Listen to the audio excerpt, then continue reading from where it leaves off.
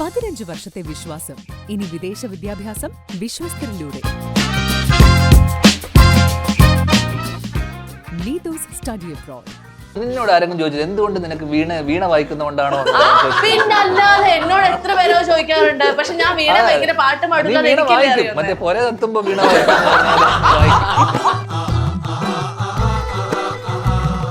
ഇനി ധ്യാനൊരു സിനിമ സംവിധാനം ചെയ്യുകയാണെങ്കിൽ ഈ 3 പേരിൽ ആരെ വിളിക്കും? നിന്നെ വിളിക്കും. പരിചയത്തിലുള്ളൊരു സൈക്കോ നീ. ഇനി ഒരു സൈക്കോ ത്രില്ലറാണോ എഴുതുന്നത്? അവസാനം ഇതേപോലെ ഹണിമൂൺ ടെന്റിൽ വെച്ചിട്ട് നിന്നെ കൊല്ലും. അത് ചിലപ്പോ ശരിക്കും നിന്നെ കൊന്നിരിക്കും. തട്ടിയേക്കുന്ന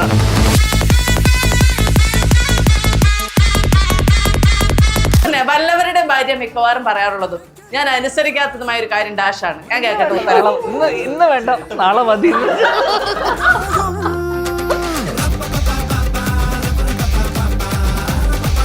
ഒരു മിനിറ്റ് റോളാണ് മൊത്തം തന്നിരുന്നത്.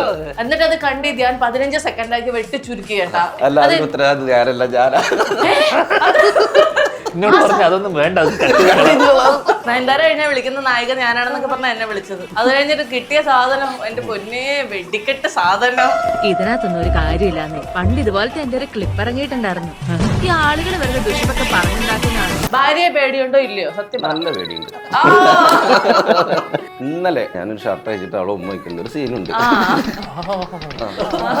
അത് കണ്ടപ്പോ അവള് പിന്നെ പറഞ്ഞു മനസ്സിലാക്കി സിനിമ ഇല്ലാത്തേ ഉള്ളൂ.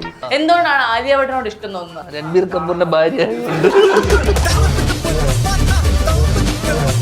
നമുക്ക് ഒരിക്കലും കിട്ടില്ല, അതുകൊണ്ട് തന്നെ നടക്കും.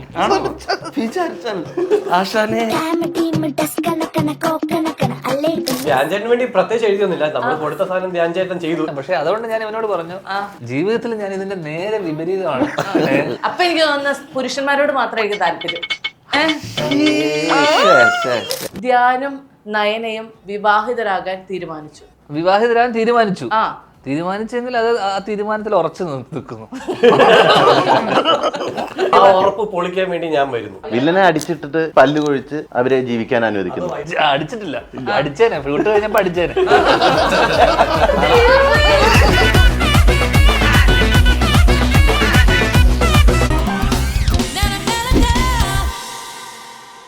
Hello everyone, welcome to the show. വിവാഹ സിനിമയുടെ വിശേഷങ്ങളുമായി നമ്മളോടൊപ്പം ചേരുന്നു Aneesh, Dhyan, Abhishek and Dhruv. Welcome to the show. അതായത് ഇന്ന് ഇങ്ങനെ ഇരിക്കുന്ന 4 പേരിൽ ഒരു പ്രത്യേകതയുണ്ട്. എന്താന്ന് പറയട്ടെ, AADD ഈ 4 അക്ഷരങ്ങളിൽ തുടങ്ങുന്ന പേരുകൾ മാത്രമേ ഇതിനകത്തുള്ളൂ. അനീഷ്, അഭിഷേക്, ധ്രുവ്, ധ്യാൻ. അതെന്താ നിങ്ങൾ അറിഞ്ഞുകൊണ്ടിരുന്നതാണോ? കാരണം എവിടെയോ നടന്ന അനീഷേട്ടനെയൊക്കെ വിളിച്ചോണ്ട് വന്ന് ധ്യാൻ പിടിച്ചിരുത്തിയതാന്ന് ഞാൻ അറിഞ്ഞു. അങ്ങനെയായിരുന്നോ? അത് ഞങ്ങൾക്കൊരു ആഗ്രഹം അല്ലെ, കുറെ കാലമായി. അതുകൊണ്ട് അങ്ങനെ ഇരുന്നു എന്നുള്ളത് മാത്രമേ ഉള്ളൂ അല്ലേ? എന്തോന്നത് ഗ്രീഷ്മയോ എന്തപ്പോ വിളിച്ച? ഗ്രീഷ്മയാണോ വിളിച്ചേ? അവളിപ്പോഴും വിളിക്കാറുണ്ടോ? വിളിച്ചു കഴിഞ്ഞതിന് ശേഷം എന്നെ വിളിക്കും. അങ്ങനെ ഏതായാലും ഈ 4 പുരുഷന്മാർ മാത്രം വിവാഹം എന്ന് പറയുന്ന സിനിമയുടെ പ്രൊമോഷൻ ഇരിക്കാൻ തീരുമാനിച്ചത് എന്തുകൊണ്ടാ? വിവാഹം മൊത്തത്തിൽ ഏതെങ്കിലും ഒരു പെണ്ണും കൂടെ വേണ്ടേ? അതെന്താ അങ്ങനെ ഇരിക്കാൻ തീരുമാനിച്ചേ? ധ്യാൻചേട്ടൻ നിർബന്ധം ആണുങ്ങൾ മാത്രമായിട്ട്. ധ്യാൻ ചേട്ടൻ അങ്ങനെ എന്തെങ്കിലും താല്പര്യങ്ങളുണ്ടോ? അല്ലെങ്കിൽ ഇങ്ങനെ ആണുങ്ങൾ മാത്രം ഇരിക്കണം വിവാഹം അങ്ങനെയൊക്കെ? ഞങ്ങള് രണ്ടുപേരും വിവാഹം കഴിച്ച ആൾക്കാരാ. ഇവര് രണ്ടുപേരും വിവാഹം കഴിക്കാൻ പോകുന്ന ആൾക്കാരാ. ധ്രുവ് കല്യാണം കഴിച്ചിട്ടില്ലായിരുന്നോ? വൈഫ് സമ്മതിച്ചാ ആണ്. അപ്പൊ അഭിഷേക് മാത്രമേ ഉള്ളൂ ഇതിൽ ബാച്ചിലർ ആയിട്ട് നടക്കുന്നത്. ഇവരിൽ നിന്ന് എന്താ നിർദ്ദേശമാണ് കിട്ടിയത് വിവാഹത്തെ കുറിച്ച്? ഒരിക്കലും കല്യാണം കഴിക്കരുതെന്നാണ് 3 പേരും പറഞ്ഞത്. മനസ്സിലായില്ലേ, ഭാര്യമാരെ പേടിയാണ്. ഞാൻ സത്യസന്ധമായിട്ടൊരു കാര്യം പറഞ്ഞപ്പോ പുറത്ത് ഇത്ര പേടിയാണല്ലേ. ഭാര്യയെ പേടിയുണ്ടോ ഇല്ലയോ? സത്യം നല്ല പേടിയുണ്ട്. ലാസ്റ്റ് ടൈം ഭാര്യയുടെ ചീത്തവിളി കേട്ട കാര്യം എന്താണ്? ഇന്നലെ ആ ടീച്ചറിൽ ഷർട്ട് വെച്ചൊക്കെ അഭിനയിച്ചിട്ടുണ്ടല്ലേ എന്ന് നല്ല അടി. പിള്ളേര് രണ്ടുപേരും വന്ന് അടിക്കായിരുന്നു ടീച്ചറിലുണ്ട്. അതെന്താ മനസ്സിലായില്ല എനിക്ക് ടീച്ചർ കണ്ടപ്പോ. ഞാനൊരു ഷർട്ട് അയച്ചിട്ട് അവളെ ഉമ്മ വയ്ക്കുന്ന ഒരു സീനുണ്ട്.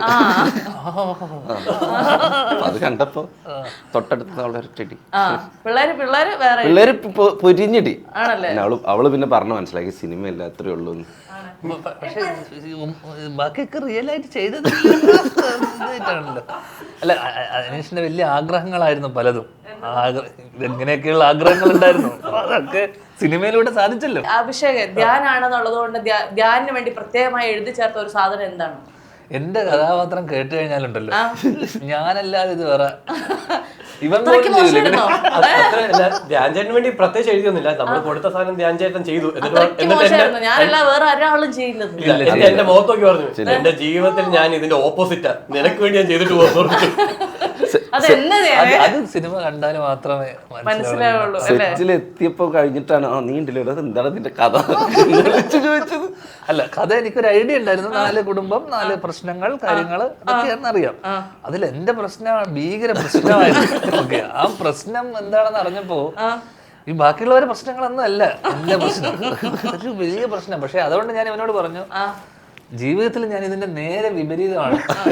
അപ്പൊ എനിക്ക് തോന്നുന്ന പുരുഷന്മാരോട് മാത്രമേ എനിക്ക് താല്പര്യം അല്ലേ?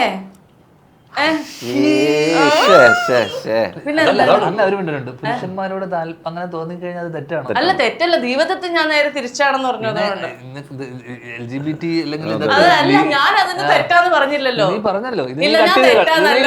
കളയും. അയ്യെന്ന് പറഞ്ഞല്ലോ. അയ്യെന്ന് നിങ്ങളല്ലേ പറഞ്ഞത്? അതെ, അയ്യ നിന്റെ ആ ചിന്താഗതി. പക്ഷെ അവൻ ഇതിനെതിരാണ്. എന്തിനെതിരെ? അല്ലെ, ഞാൻ അവർക്കെതിരെ പറഞ്ഞിട്ടുള്ള ബിഗ് ബോസിൽ ഹോമോസെക്ഷുവാലിറ്റിക്കെതിരെ സംസാരിച്ച ആളാണ്. അതിനുള്ള ആവശ്യത്തിനധികം തെറിയും ഒക്കെ കേട്ടുള്ള ആള്, തഴമ്പിച്ച ആളാണ്. അതുകൊണ്ട് ഇനി ഒരു പ്രശ്നമേ ഇല്ല അല്ലേ? എത്ര കേട്ടിരിക്കും. അതാണ്. കുറെ വർഷങ്ങൾക്ക് ശേഷം ധ്രുവ് തിരിച്ചു വന്നപ്പോഴത്തേക്ക് ധ്രുവിനെ അങ്ങനെയല്ല, അങ്ങനെ കണ്ടിട്ട് കുറെ വർഷം. അതാണ് കുറെ കാലങ്ങൾക്ക് ശേഷം തിരിച്ചു വന്നപ്പോ ധ്രുവിന് എന്തായിരുന്നു ഈ സെറ്റിലേക്ക് വന്നപ്പോ തോന്നിയത്?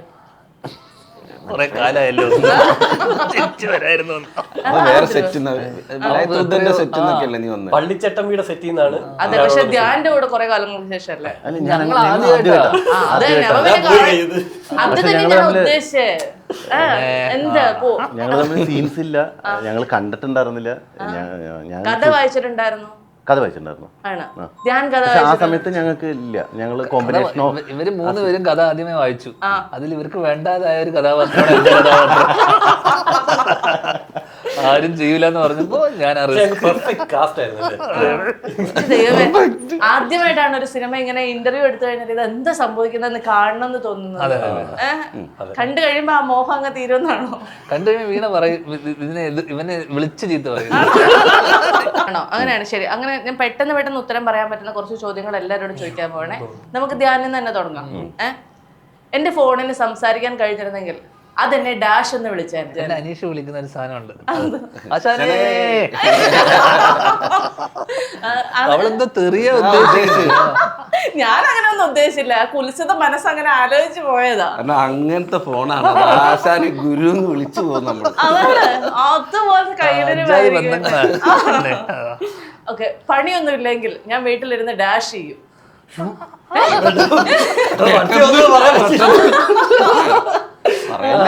സിനിമ കാണും. സത്യല്ലേ? എന്ത് തരത്തിലെ സിനിമകളാന്ന് പറഞ്ഞു. എവിടൊക്കെ പോയിരുന്ന ആണ്. എന്റെ വീട്ടുകാർ എന്നെ സ്നേഹത്തോടെ വിളിക്കുന്ന പേര് ഡാഷ് എന്നാണ്. ആലോചിക്കുന്ന ഞാൻ വീട്ടിൽ ഏറ്റവും കൂടുതൽ കേൾക്കുന്ന ഡയലോഗ് ഡാഷ് ആണ്.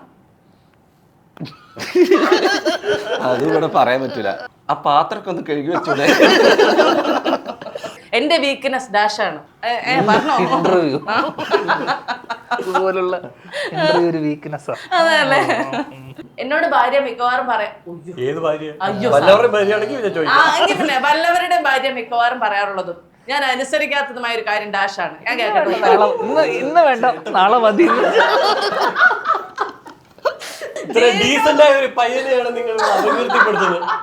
യഥാർത്ഥ ലൈഫിനോട് ചേർന്ന് നിൽക്കുന്ന സിനിമ കഥാപാത്രം ഡാഷ് ആണ്. സ്വന്തം സിനിമ തന്നെ വേണമെന്നൊന്നുമില്ല. ആരുടെയെങ്കിലും സിനിമ മതി. ധ്യാന്റെ സിനിമ മതി. കണ്ടിട്ടുണ്ടെങ്കിൽ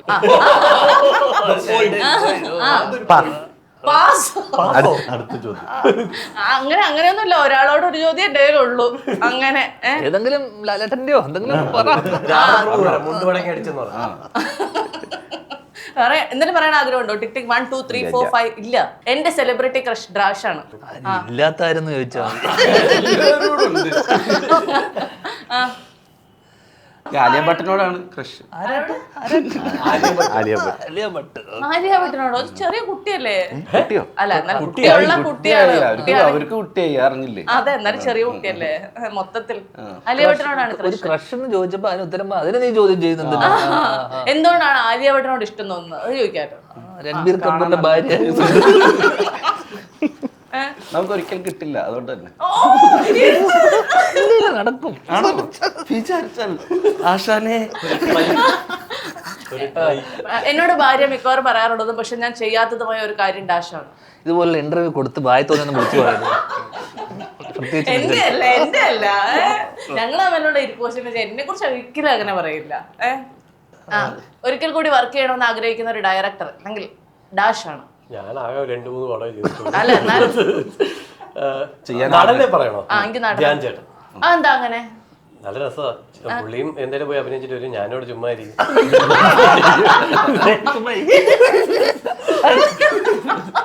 എന്തെങ്കിലും പോയി കാണിച്ചിട്ട് വരും, ഞാൻ ചുമ്മാ സത്യമായിട്ട് ധ്യാൻ അങ്ങനെയാണ്. അവൻ ഉദ്ദേശിച്ചത് അത്ര കംഫർട്ടബിൾ ആയിരുന്നു എന്നുള്ളതും അതൊരു സിനിമ ഷൂട്ടിംഗ് പോലെ തോന്നിയില്ല എന്നുള്ളതും അത് കുറെ ഉള്ളിൽ കുറെ അർത്ഥങ്ങളുണ്ട് അത്തരത്തിൽ. എല്ലാരും ഈ ക്യാരവനിൽ പോകുമ്പോ ചേട്ടൻ മാത്രം അടുത്ത സോഫയിൽ നിന്ന് കഥയൊക്കെ പറയും. ക്യാരവനില്ലായിരുന്നു. ഒന്നുമില്ല. ഇവനാണ് എന്റെ അടുത്ത് വന്ന് തന്നെ ഇരിക്കും എല്ലാരോടും ഉണ്ട്. അത് ഈ സിനിമയുടെ ഇങ്ങനെ ഓരോന്നോരോന്ന് വായിച്ചപ്പോഴത്തേക്കും പെട്ടെന്ന് നമ്മൾ വായിച്ചത് പൊന്നിയൻ സെൽവൻ എന്നാണ്. അപ്പൊ ഞങ്ങൾ ഞെട്ടിപ്പോയായിരുന്നു. പക്ഷെ തിരിച്ചാണ് പേരിട്ടേക്കണെന്ന് മനസ്സിലായി. അദ്ദേഹത്തോട് ചോദിച്ചായിരുന്നു, നിങ്ങൾ ആരെങ്കിലും എന്താണ് ഇത്ര വെറൈറ്റി ആയിട്ടുള്ള ഒരു പേരെന്ന്? പേരിനെയൊക്കെ ചോദ്യം ചെയ്യുന്നത് ഏത് രീതിയിലാണ്? നമ്മൾ ഒന്നിനെ ചോദ്യം ചെയ്യാറില്ലല്ലോ. എന്തുകൊണ്ട് നിന്നോട് ആരെങ്കിലും ചോദിച്ചത് എന്തുകൊണ്ട് നിനക്ക് വീണ വായിക്കുന്നോണ്ടാണോ? പിന്നെ അല്ലാതെ എന്നോട് എത്ര പേരോ ചോദിക്കാറുണ്ട്. പക്ഷെ ഞാൻ വീണ ഭയങ്കര പാട്ട് നീ വീണ വായിക്കും, മറ്റേ പൊര കത്തുമ്പോ വീണ വായിക്കും. നിങ്ങൾക്ക് ഭയങ്കര സന്തോഷല്ലേ ഇങ്ങനത്തെ ചോദ്യം ചോദിക്കുന്നത്, ഇങ്ങനെ ഉത്തരം കൊടുക്കണം. അങ്ങനെയാണെങ്കിൽ കുറച്ച് ഈ വിവാഹ് എന്ന് പറയുന്ന സിനിമയെ കുറിച്ചുള്ള ഒരു 1 ലൈൻ പറയാനുള്ള ഒരു അവസരം. എഴുത്തുകാരൻ ആരാന്നറിയാമോ? ഇതിന് ആ സിനിമ ഒരു 1 ലൈൻ പറയാനുള്ള ഒരു അവസരം ഞാൻ നിങ്ങൾക്ക് ഓരോരുത്തർക്കും ക്രിയേറ്റീവായി തരാണ്. ഞാൻ ഇത് വല്ലയിടത്തുനിന്നും കൊണ്ടുവന്ന റൗണ്ടാണ്. അപ്പൊ അത് നിങ്ങൾ പറയരുത് ഇതൊക്കെ ഞങ്ങൾ കേട്ടതാ പോയി പണി നോക്കാൻ പറയരുത്. അപ്പൊ ഞാൻ ആദ്യമായിട്ട് പറയാൻ പോകുന്ന ഒരു വരി എന്ന് പറയുന്നത്, ബാക്കി നിങ്ങൾ പിടിച്ച് പറയണം കേട്ടോ. ധ്യാനും നയനയും വിവാഹിതരാകാൻ തീരുമാനിച്ചു. അടുത്ത വരി പറഞ്ഞു. സന്തോഷത്തോടെ ജീവിക്കാനുള്ള ശ്രമത്തിലാണ്. ഒരു ഫുൾ സെന്റൻസ് പറ. വിവാഹിതരാൻ തീരുമാനിച്ചു. തീരുമാനിച്ചെങ്കിൽ അത് ആ തീരുമാനത്തിൽ ഉറച്ചു നിൽക്കുന്നു. അപ്പൊ അതിന്റെ ബാക്കി പറ. ഉറപ്പ് പൊളിക്കാൻ വേണ്ടി ഞാൻ വരുന്നു. ഞാൻ അത് തന്നെ ഉദ്ദേശിച്ചു പറയും. വില്ലൻ വരുന്നു. അത്ര എത്തി. അവരെന്തായാലും ജീവിക്കാൻ തീരുമാനിച്ചല്ലേ, ജീവിച്ചോട്ടെ. അങ്ങനെയല്ല ബാക്കി. വില്ലൻ വന്നു. വില്ലനെ അടിച്ചിട്ടിട്ട് പല്ല് കൊഴിച്ച് അവരെ ജീവിക്കാൻ അനുവദിക്കുന്നു. അല്ല, അവരെ ജീവിക്കാൻ അനുവദിക്കുന്നു. ഓ, വില്ലനെ അടിച്ചൊഴിച്ച് ജീവിക്കാൻ അനുവദിക്കുന്നു. സ്ട്രെസ്സായി. ഞാൻ അങ്ങോട്ട് വരുമ്പോ എന്താവും? വില്ലനെ കൊന്നു. അങ്ങനെ ഇവര് രണ്ടുപേരും കൂടെ കാർ എടുത്ത് അവര് ഹണിമൂൺ യാത്ര പോകുമ്പോ ആക്സിഡന്റിൽ രണ്ടുപേരും മരിച്ചു.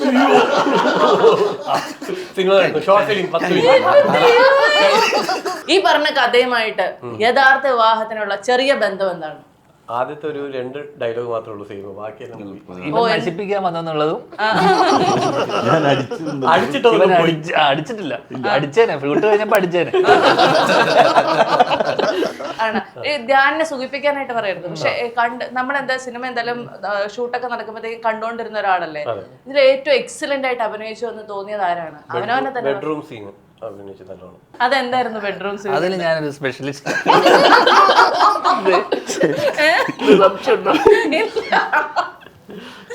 അങ്ങനെ അത് എന്തായിരുന്നു അതിനകത്ത് ഭയങ്കരമായിട്ട് രസമായിട്ട് തോന്നിയത്? ഭയങ്കര റൊമാൻസ് ആയിരുന്നു മുഖത്ത്. ഈ ധ്യാന്റെ മുഖത്തോ? വഴിഞ്ഞൊഴുകി. ശരിക്കും ധ്യാന അങ്ങനെ ഒരു സീനൊന്നും ആയിരുന്നില്ല. അങ്ങനെ ഒരു സീൻ എഴുതിയിട്ടുമില്ല. ഇവരൊരു ബെഡ്റൂമിൽ കൊണ്ടിട്ട് ഉറങ്ങുന്ന ഒരു സീൻ ഉണ്ടായിരുന്നു. അത് ഞാൻ വൃത്തിക്ക് അത് നമ്മുടെ ടീച്ചറിൽ വന്നിട്ടുണ്ട്. കൂർക്കം വലിച്ചിട്ട് ഉറങ്ങുന്നത് അത് ഞാൻ വൃത്തിക്ക് ചെയ്തിട്ടുണ്ട്. അതിങ്ങനെ വയറൊക്കെ ഇങ്ങനെ നിപ്പുണ്ട്, റാ പോലെ നിപ്പുണ്ട്. ഇവരെന്നെ അപമാനിക്കാൻ വേണ്ടി ഓരോരോ സീനുകൾ എഴുതിണ്ടാക്കും. ഞാൻ അതെല്ലാം അഭിനയിച്ചു. ആണല്ലേ? ശരിക്കും ഇവരൊക്കെ ഇങ്ങനെയൊക്കെ പറയുമ്പോഴത്തേക്ക് ഞാൻ എപ്പോഴും തോന്നാറില്ലേ, എടാ എന്നെ എന്തിനാണ് ഇങ്ങനെ ബോഡി ഷേവിങ് ചെയ്യുന്ന തരത്തിലുള്ള സീനുകൾ എനിക്ക് തരുന്നതെന്ന് ചോദിക്കാറില്ലേ? ഒരിക്കലും ഇല്ല. അതെന്താ അതിലെന്താ ബോഡി ഷേമിങ്? ഇങ്ങനെ വയറൊക്കെ ഇങ്ങനെ റാ പോലെ നിൽക്കുന്നു പറയുന്നത്. അത് റാ പോലെ ആയതുകൊണ്ട് പക്ഷെ അവൻ പറഞ്ഞത് വളരെ കറക്റ്റ് ആയിരുന്നു. എനിക്കും തോന്നി അങ്ങനെ ആയിരുന്നു. അപ്പൊ അത് മാറ്റാനുള്ള ഒരു ശ്രമം എപ്പോഴെങ്കിലും നടന്നു? അവന്റെ വയർ അതിനെ പോലെ തന്നെയായിരുന്നു ആ സമയത്ത്. എന്നിട്ട് ഇങ്ങനെയായോ? ഞാൻ മാറ്റി. എപ്പോഴെങ്കിലും നിങ്ങൾ ആരെങ്കിലും ധ്യാനോട് അങ്ങനെ ഒരു ഉപദേശം കൊടുത്തിട്ടുണ്ടോ? ധ്യാനം പറ്റില്ല മെസ്സേജ് അയച്ചിട്ടുള്ളൂ. എന്താ നമുക്ക് ആ പഴയ ധ്യാനായിട്ട് തിരിച്ചു മെസ്സേജ് അയക്കണം? എന്തിനാ ഇപ്പുറത്തിരിക്കുന്ന ആളോട്? ഞങ്ങൾ അപ്പുറം സമയത്ത് അയച്ചു പോയതാ. ആണോ? അപ്പൊ ഇങ്ങനെയൊക്കെ പറയുമ്പോഴത്തേക്ക് ധ്യാനം ഒരു ഇൻസ്പിറേഷൻ തോന്നാറുണ്ടോ, അതോ പോടാ പുല്ലേ എന്നുള്ള ഒരു മൈൻഡ് സെറ്റ് ആണോ ഉണ്ടാവാറുള്ളത്? ഇപ്പൊ നിന്നോട് തോന്നുന്ന ഒരു ഇതില്ലേ ഈ ചോദ്യത്തിനുള്ളത്? പൊടി പുല്ലേ ഇത് തന്നെ ചോദിച്ചോണ്ടിരുന്നത്. എന്തോരം ഞാൻ കട്ട് ചെയ്ത് കളഞ്ഞാലല്ലേ ഇത് അവസാനം ഏറ്റവും വലിയ ബോഡി ഷേമിങ് എന്താണെന്നറിയാമോ? ഇതിനെപ്പറ്റി സംസാരിക്കുന്നതും ഇതിനെപ്പറ്റി അങ്ങനെയല്ല, നമുക്കൊരു ഇൻസ്പിറേഷൻ കിട്ടാൻ വേണ്ടി അങ്ങനെയൊക്കെ സംസാരിക്കാം. എനിക്ക് എന്റെ ഇൻസ്പിറേഷന്റെ ആവശ്യമില്ല. നീ ഇൻസ്പയർ ചെയ്തിട്ട് ഞാൻ ശരീരം കുറക്കണമെങ്കിൽ അതെന്റെ അവസാനത്തെ ഇൻസ്പിറേഷൻ. ഇതിനെ കുറിച്ച് ചർച്ച ചെയ്യുന്നതും സംസാരിക്കുന്നതുമാണ് ഏറ്റവും വലിയ തെറ്റ്. ആണ് അല്ല നന്നാവണം എന്നുള്ളതല്ല. അവനത് പറഞ്ഞു, അത് കഴിഞ്ഞു. അതിനെ പിടിച്ചുകൊണ്ട് നീ അത് വീണ്ടും വീണ്ടും ചോദിക്കുന്നതാണ് തെറ്റ്. അതല്ലേ തെറ്റുകൾ തിരിച്ചറിഞ്ഞ നന്നാവാനുള്ള മനുഷ്യന്റെ ഒരു മാനസികാവസ്ഥ നീ ഇന്നുവരെ എത്തിയിട്ടില്ല. നീ നന്നാവൂലെന്ന് എനിക്കറിയാം. അതുപോലെ ഞാൻ ഇതുപോലെ ചെയ്യുന്നില്ല നീ അങ്ങ് വിചാരിച്ചോ? ശരി ശരി. അപ്പൊ ഞങ്ങള് പരസ്പരം അങ്ങനെ തീരുമാനിച്ചു. ഈ ഇന്റർവ്യൂ കഴിയുമ്പോ പലപ്പോഴും എന്നോട് ആൾക്കാർ ചോദിക്കുന്ന വീണ ധ്യാനം തമ്മിൽ എന്തെങ്കിലും വഴക്കുണ്ടോ? കാരണം എന്താ വെച്ചാൽ നിങ്ങൾ ഇങ്ങനെയൊക്കെയാണല്ലോ സംസാരിക്കുന്നതെന്ന്. അതുകൂടെ ഒന്ന് പറഞ്ഞു കൊടുക്കുക. എനിക്ക് വയ്യ ആൾക്കാരോട് ആൾക്കാർ കണ്ടുവരുന്ന ആൾക്കാർക്ക് അറിയാലോ, നമ്മളെ ഒരു താല്പര്യം ഇല്ലെന്ന് അറിയാലോ. നല്ല സുഹൃത്തുക്കളാണ്. അതുകൊണ്ടല്ലേ ധ്യാൻ ഒരു സിനിമയിൽ അഭിനയിപ്പിച്ചില്ലേ? അതെ, ആ സിനിമയിൽ അനീഷേട്ടനും ഉണ്ടായിരുന്നില്ലേ? എനിക്ക് 1 മിനിറ്റ് റോളാണ് മൊത്തം തന്നിരുന്നത്. എന്നിട്ട് അത് കണ്ട് ധ്യാൻ 15 സെക്കൻഡിലേക്ക് വെട്ടി ചുരുക്കി. കേട്ടാ എന്റെ മാനസികാവസ്ഥ ഒന്ന് ആലോചിച്ച് നോക്കിയേ. എന്നോട് പറഞ്ഞു അതൊന്നും വേണ്ട, എന്നെ തന്നെ കട്ട് ചെയ്തോളാൻ പറഞ്ഞായിരുന്നു. എല്ലാരെയും കട്ട് ചെയ്തോളാൻ പറഞ്ഞായിരുന്നു. എല്ലാരും അതിനുള്ള അവകാശം തന്നിരുന്നു. പിന്നെ തുടക്കമല്ലേ അതൊക്കെ, ഇനി വെച്ചടി കയറി വരുമല്ലോ. അതെ അതെ അതെ. നയൻതാര കഴിഞ്ഞാൽ വിളിക്കുന്ന നായിക ഞാനാണെന്നൊക്കെ പറഞ്ഞ എന്നെ വിളിച്ചത്. അത് കഴിഞ്ഞിട്ട് കിട്ടിയ സാധനം എന്റെ പൊന്നെ വെടിക്കെട്ട് സാധനം. പക്ഷെ ഞാൻ പറഞ്ഞതായിട്ട് ഒരു ഡയലോഗ് ഞാൻ കേട്ടു. നിങ്ങളൊക്കെ എല്ലാ തവണയും എല്ലാ ദിവസവും എന്റെ സിനിമ കണ്ടുകൊണ്ടിരിക്കുന്നു എന്നുള്ള വിഷമം തീർക്കാൻ വേണ്ടിയിട്ടാണ് ഞാൻ ഇനി സ്റ്റേജ് ഷോകളിലേക്ക് കോൺസെൻട്രേറ്റ് ചെയ്യുന്നതെന്ന്. സ്റ്റേജ് ഷോസ് വളരെ ലാഭകരമായ ഒരു ബിസിനസ് ആണോ? അല്ല, അതൊരു താല്പര്യത്തിന്റെ പുറത്തും അല്ലെങ്കിൽ ഇൻട്രസ്റ്റ് ഉണ്ടെങ്കിൽ മാത്രമേ നമുക്ക് ചെയ്യാൻ പറ്റുള്ളൂ. അത് വലിയ സിനിമയെ പോലെ വലിയ ലാഭകരമോ അങ്ങനെയൊന്നുമല്ല. ഇപ്പോൾ ലാൽ സാറിൻ്റെ കൂടെയാണ് ഞാനിപ്പോൾ ലാസ്റ്റ് ലാലേട്ടൻ്റെ ഷോന് പോയത്. അത് നമുക്കൊരു സ്റ്റേജിൽ പെർഫോം ചെയ്യുമ്പോൾ എന്ന് പറയുന്നത് കിട്ടുന്ന ഒരു അഡ്രിനലിൻ അല്ലെങ്കിൽ ഒരു ഹൈ വേറെ തന്നെയാണ്. അത് ലൈവായിട്ട് ആൾക്കാർ റെസ്പോൺസ് അറിയുന്നു. അപ്പോൾ അതിൽ ഒരു സ്കിറ്റൊക്കെ എഴുതാൻ സാധിച്ചു. പുള്ളിയുടെ ഒരു ഷോവിനെ റെപ്രസെന്റ് ചെയ്ത് നമ്മൾ പുള്ളിയുടെ ടീമിന്റെ ഭാഗമായിട്ട് പോവുക എന്നൊക്കെ പറയുന്നത് അതൊരു വേറൊരു ഫീലാണ്. അതൊന്നും എനിക്ക് പറഞ്ഞാൽ മനസ്സിലാവാത്ത കൂടുതൽ പറയുന്നുണ്ട്. അല്ല, അതിനുവേണ്ടി എത്ര കാലം ഞാൻ പ്രിപ്പയർ ചെയ്തിരുന്നു? അതിന്റെ സ്കിറ്റും ഇതൊക്കെ ഞാൻ എഴുതിയത്. അപ്പൊ സ്വാഭാവികമായിട്ടും കുറച്ച് 5-6 ദിവസം അതിന്റെ എഴുത്തിലിരുന്നു. പിന്നെ റിഹേഴ്സൽസിന് ഒരു 3-4 ദിവസം. പിന്നെ അതിനുവേണ്ടി എന്തായാലും ഒരു 2-3 ആഴ്ചയോളം അതിനുവേണ്ടി എല്ലാവരും, ഞാൻ മാത്രമല്ല എല്ലാവരും ഡെഡിക്കേറ്റഡ് ആയിട്ട്. അത് ഭയങ്കര എന്താ പറയണ്ടേ, നമ്മൾ ട്രയൽ ആൻഡ് എററും അല്ലെങ്കിൽ സിനിമ ചെയ്യുന്ന പോലെ അല്ലല്ലോ, വീണ്ടും വീണ്ടും എടുക്കുക എന്നുള്ള പരിപാടിയല്ലല്ലോ.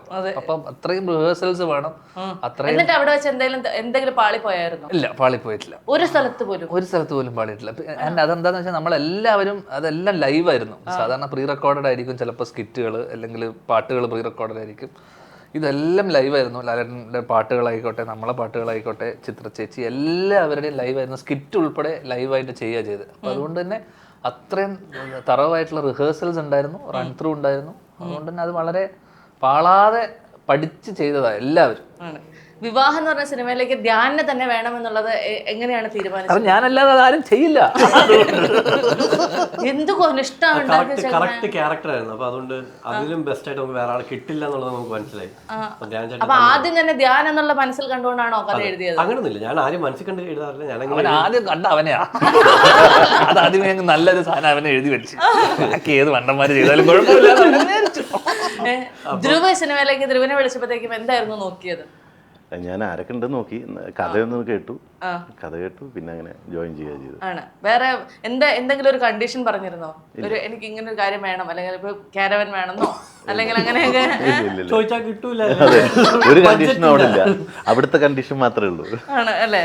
അനീഷേട്ടനോട് എന്തായിരുന്നു ആദ്യം എന്ന് പറഞ്ഞാൽ അതിനൊക്കെ എക്സൈറ്റ് ചെയ്യിച്ച ആ ഒരു സംഭവം എന്തായിരുന്നു? അഭിഷേകിന് എന്നെ ആദ്യം പരിചയമുണ്ട്. അത് ഓർത്ത് ഫസ്റ്റ് കാസ്റ്റ് എന്നെ ചെയ്തിട്ടുണ്ട്. ആണോ? അതെന്തായിരുന്നു? അങ്ങനെ പരിചയത്തിന് പുറത്ത് മാത്രം കൊടുത്ത റോളായിരുന്നു? കറക്റ്റ് ഒരു അതിനകത്തൊരു സൈക്കോ ക്യാരക്ടറാണ്. അപ്പൊ ഞാൻ നോക്കി കറക്റ്റ് ആയിരുന്നു. പരിചയമുണ്ടല്ലോ. അപ്പൊ തന്നെ പറയും ചേട്ടൻ ബെസ്റ്റ്. പരിചയത്തിലുള്ള സൈക്കോ. അങ്ങനെയാണ്. ഇനി ധ്യാൻ ഒരു സിനിമ സംവിധാനം ചെയ്യുകയാണെങ്കിൽ ഈ 3 പേരിൽ ആരെ വിളിക്കും? നിന്നെ വിളിക്കും. പരിചയത്തിലുള്ളൊരു സൈക്കോ നീയാ. അപ്പൊ ഇനി ഒരു സൈക്കോ ത്രില്ലറാണോ എഴുതുന്നത്? അവസാനം ഇതേപോലെ ഹണിമൂൺ ടെന്റിൽ വെച്ചിട്ട് നിന്നെ കൊല്ലും. അത് ചിലപ്പോ ശരിക്കും നിന്നെ കൊന്നിരിക്കും, തട്ടിയേക്കുന്ന. പക്ഷെ അങ്ങനെ പറയരുത്. എനിക്കൊരു 10 മാസം പ്രായ ഒരു കുഞ്ഞുണ്ട്, അതിന് ഞാനൊന്ന് വളർച്ച വലുതാക്കട്ടെ, എന്നിട്ട് കുഞ്ഞിന്റെ ഒരു ഫീഡ്ബാക്ക് എടുക്കുന്നുണ്ട്. അത് കുഞ്ഞ് വളർന്നു വരട്ടെ. അതെ. പക്ഷെ ഞാനൊരു ഭയങ്കര അത്ഭുതകരമായ ഒരു കാര്യം പറയട്ടെ. ഡിറ്റക്റ്റീവ് ഉജ്ജ്വലൻ എന്ന സിനിമയുടെ സമയത്ത് ഞാൻ ആരോട് പറഞ്ഞിട്ടില്ല ബ്രാൻഡാന്ന്. എനിക്ക് വയറൊന്നുമില്ല. കണ്ടു കഴിഞ്ഞാൽ ഞാൻ നല്ല നോർമൽ. ആ ഇരിക്കുന്ന എന്നെ കണ്ടിട്ട് നോർമൽ അല്ല. എന്താ അല്ല, നിന്റെ സ്വഭാവത്തിന് അങ്ങനെ നല്ല നോർമൽ ആയിരിക്കുന്ന എന്നെ കണ്ടിട്ട് ഞാൻ പറഞ്ഞു എനിക്കൊരു വിശേഷം നിങ്ങളോടൊക്കെ പറയാനുണ്ടെന്ന് പറഞ്ഞു. ആ കണ്ട മാത്രമേ ധ്യാനോട് പറഞ്ഞു നീ പ്രഗ്നന്റ് ആണെന്ന്. അത് ഇപ്പോഴും ആൾക്കാർ എന്നോടൊന്ന് ചോദിക്കുന്നത് അത് സ്ക്രിപ്റ്റഡ് ആണോ എന്ന്. എത്ര പെമ്പിള്ളേരെ കണ്ടിരിക്കുന്നല്ലേ മുഖം നോക്കി പ്രഗ്നന്റ് എന്നൊക്കെ പറയാൻ അതെ. അത് എങ്ങനെയായിരുന്നു ആ ഒരു എന്താ പറയാ ഉൾവിളി ഉണ്ടായത്?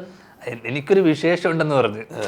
വിശേഷം നമ്മുടെ നാട്ടിലൊക്കെ പണ്ട് വിശേഷം എന്ന് പറയുമ്പോ സ്വാഭാവികമായിട്ട് വിശേഷം ഉണ്ടോ എന്ന് ചോദിക്കുമ്പോ അതേപോലെ ഒരു വിശേഷം നീ എടുത്തു പറഞ്ഞപ്പോ പെട്ടെന്ന് തോന്നി. ആണ്.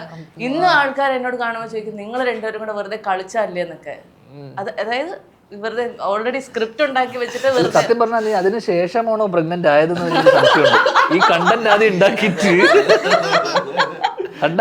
ഫുള്ളൊരു പബ്ലിക് ഒപ്പീനിയൻ എടുത്തിന് ഇനി പോയി പ്രഗ്നന്റ് ആവാന്ന് പറഞ്ഞിട്ട് ഹസ്ബൻഡിനെ നിർബന്ധിച്ച് നീ പ്രഗ്നന്റ് ആയതാണോ എന്ന് എനിക്ക് സംശയം തോന്നി. അപ്പൊ ഏതായാലും വിവാഹം എന്ന് പറയുന്ന ഒരു സിനിമയിലേക്ക് വരുന്നു. ഈ സിനിമ തിയേറ്ററുകളിലേക്ക് എത്തുന്നു. ഏറ്റവും കൂടുതൽ ടെൻഷൻ ഉണ്ടാവാൻ സാധ്യതയുള്ള 2 ആൾക്കാരെന്ന് പറയുന്നത് ഡയറക്ടറും പ്രൊഡ്യൂസറും ആണ്. എന്താണ് റൈറ്റർക്കും ഫസ്റ്റ് ഇവനാണ് ആണല്ലേ? കാരണം അവനാണിത് അല്ലേ തുടക്കം ഇട്ടതും അപ്പൊ കൊണ്ട് നടന്നു. ഇപ്പൊ പോസ്റ്റ് പ്രൊഡക്ഷൻ എല്ലാം നമ്മുടെ ഒരു കൈയുണ്ട് ആണ്. അതെ. അപ്പൊ എന്താണ് ആ തിയേറ്ററിലേക്ക് സിനിമ വരുന്ന ദിവസത്തെ മാനസികാവസ്ഥ എന്താണ്? ഉറക്കമില്ലായ്മ, ഭക്ഷണം കഴിക്കാൻ പറ്റായ്മ, ചിലപ്പോ വീട്ടിൽ നിന്ന് പുറത്തിറങ്ങാൻ പറ്റായ്മ, ഇതിലേത് വികാരമാണ് കൂടുതൽ ഉയർന്നു നിൽക്കുക? ഒന്നുമില്ല, ഞാൻ നല്ല ഉറങ്ങും, നല്ലോണം ഫുഡ് കഴിക്കും, പിന്നെ സിനിമ തിയേറ്ററിൽ പോയി നിൽക്കുകയും ചെയ്യും, എല്ലാം ചെയ്യും. ആണ്. അങ്ങനെയുള്ള ടെൻഷനുകളൊന്നും ഇല്ലാത്ത ആളാണ്. വന്നാ വന്നു, പോയാ പോയി, അടുത്ത് നമ്മൾ ചെയ്യും.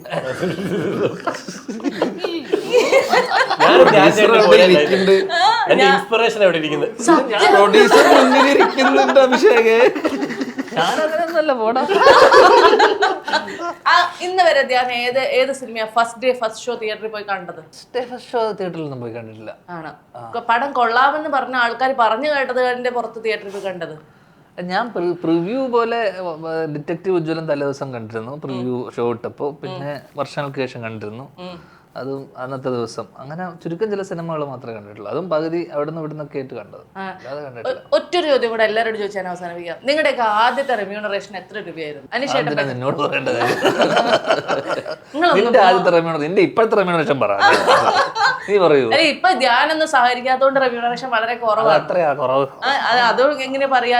ആദ്യത്തെ റെമ്യൂണറേഷൻ അല്ലേ ഞാൻ ചോദിക്കുന്നത്. അപ്പൊ അതെന്തിനാ നിന്നോട് പറയേണ്ടത്? പറ. ഞാൻ അനീഷേട്ട പറയും. ഇങ്ങനെയൊക്കെ ചോദിച്ചു പറഞ്ഞോട്. എന്റെ ആദ്യ സിനിമ സെക്കൻഡ് ഷോ 25,000 രൂപ. 25,000 രൂപ. ധ്യാന്റെ ഏതായിരുന്നു? 5,000 രൂപ. ഏതായിരുന്നു സിനിമ? 5,000 രൂപ. 5 തന്നുള്ളൂ.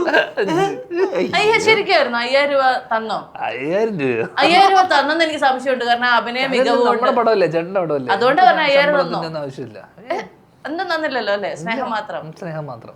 അതല്ലാതെ കടം എത്ര ഇല്ല, അതിന് പൈസയൊക്കെ തന്നു. തന്നു. എത്ര രൂപ തന്നു? 5 ലക്ഷം രൂപ തന്നു. ഉള്ളതാണോ? ഉള്ളതാ. ഞാൻ സ്റ്റാർട്ട് ചെയ്തത് ജൂനിയർ ആർട്ടിസ്റ്റ് ആയിട്ടാ. ആ സമയത്ത് 500 രൂപ വന്നു. ആണോ? അതേ സിനിമ കൂടുതലാണല്ലോ.